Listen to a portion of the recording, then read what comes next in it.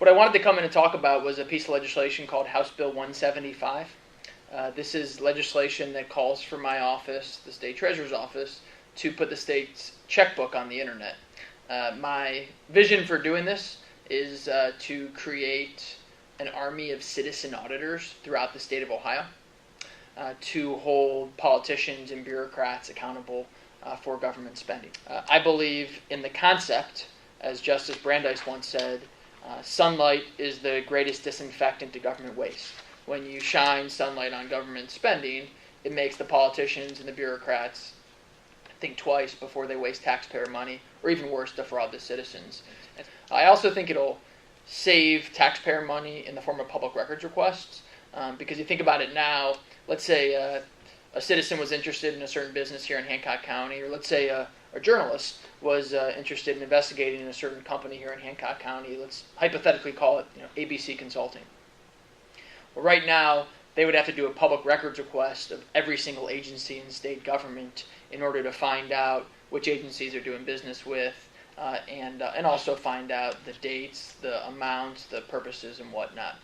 Once we have this up and running, you'll be able to type in ABC Consulting, and if we can develop it in the way I want to have it developed, you'll be able to see a rundown of every single check the state of Ohio has sent to this company for work done in the state, the amounts, the dates, and the purpose of the expenditure. And so that's one way where I think it'll be a good public service.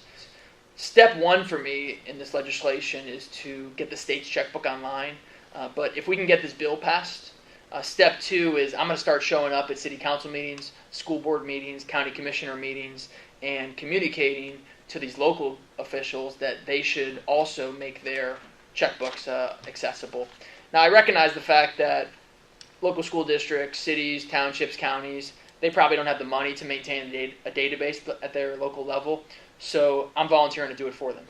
Essentially, all they're going to have to do is email a file to the state treasurer's office. We'll take the file, put it into a format that's digestible, accessible, and then we'll host it on our website. What about the cost of running the system? Where's that coming from? We're going to absorb it. So we're going to pay for it in the state treasurer's office. Over the past 3.5 years as state treasurer, we've saved about $5 million taxpayer money. And so with some of the cost savings, we're going to pay for this. So there's going to be zero added costs. The bill does not ask the legislature for any money whatsoever. We're going to pay for it. And once it's up and running, there's not going to be a significant cost. The main cost is going to be on the front end. We're not 100% sure what the exact cost is going to be on the front end, but we think it'll be low enough where we'll be able to absorb it here in the state treasurer's office. So when you read the legislation, it does not ask for any money from the legislature. We do not plan on asking for any money from the legislature to manage this. We're going to absorb it within our existing budget. Do you have any estimates for the front end cost of it, or is it still in the? It's still in the process. It's still in the process. But again, we're not going to ask the legislature for any money. We're going to absorb it with the cost savings we've been able to, with the money we've been able to save by cutting the budget in the treasurer's office. You mentioned we're not talking millions. We're talking thousands.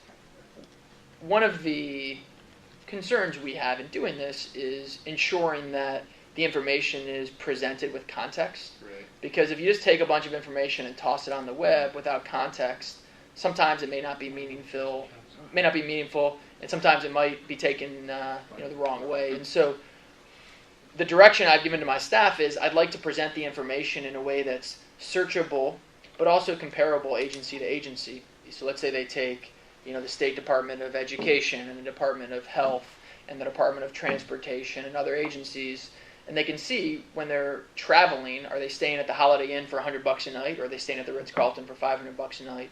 And from that information, be able to hold the public officials there accountable.